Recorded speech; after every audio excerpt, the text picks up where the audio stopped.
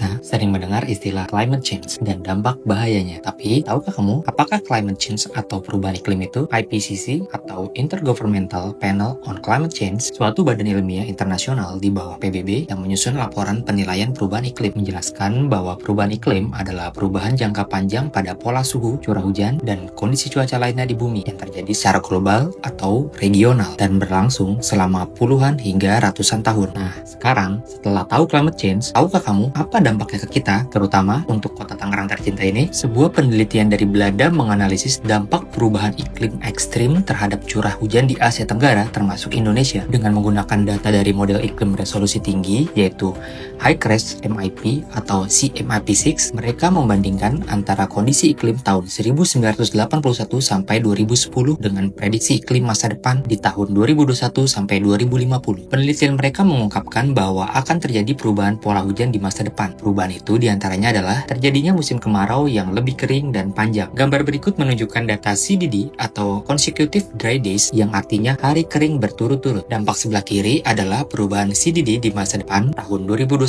sampai 2050 dibandingkan 1981 sampai 2010. Sedangkan sebelah kanan adalah tren jangka panjang tahun 1971 sampai 2050. Dari gambar tersebut kita dapat melihat adanya peningkatan jumlah hari tanpa hujan hingga 19% di bagian besar wilayah Jawa, termasuk Tangerang. Hal ini membuat risiko kekeringan meningkat sehingga dapat memengaruhi kondisi air bersih dan pertanian. Sekarang, bagaimana dengan perubahan curah hujan? Meskipun ada ancaman kekeringan, ancaman hujan ekstrim juga akan lebih sering terjadi atau kejadian hujan sangat lebat dengan intensitas lebih dari 20 mm per hari meningkat, terutama saat musim hujan. Seperti yang terjadi pada gambar B, area berwarna merah adalah area dengan peningkatan jumlah hari hujan sangat deras, lebih dari 20 mm.